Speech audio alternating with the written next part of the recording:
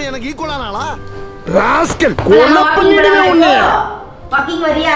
அது மாதிரி யாரும் சப்பாத்தி கீழே போட்டாங்க பாரு கொஞ்சமா. போதும் நிறுத்திக்கிறோம். இதோட பூராத்தி நிறுத்திக்கிறோம். வா போலாம் வா. Sit. Sit down. Sit. Good பாய்.